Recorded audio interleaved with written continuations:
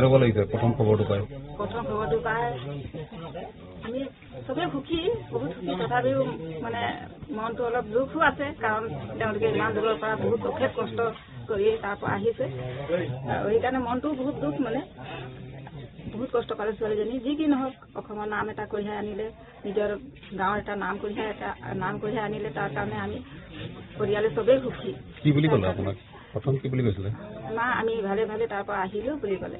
ভালে ভালে তাৰ পৰা আহি পালোঁ। এতিয়া আমি সেই বেছ কেম্পত আছোঁ আৰু আমি এতিয়া মেডিকেল টিমৰ লগত আমি অলপ চেক গৰম পানী চেক এনেকৈ আমি লৈ আছোঁ।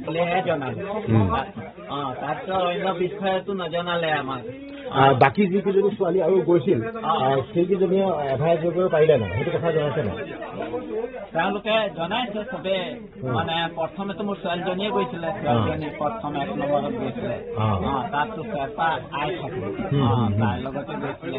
তাৰপিছত ৰাতিপুৱা 7টা মানত পাইছিলে ছোৱালীজনী আমাৰ। তাৰপিছত এজনকৈ পাওঁতে কমচে কম 2টামান বাজিছে। চবেই পালে বাৰু। তাই প্ৰথমে পালে। তাৰ পৰা আহি তেওঁলোকে বেছ কেম্পত যেতিয়া পালে, তেতিয়া বেছ কেম্পৰ পৰা আজি মানে কেতিয়া আহে কাঠমাণ্ডুত, নেপালৰ ৰাজধানীত, তাৰ পৰা আহিলে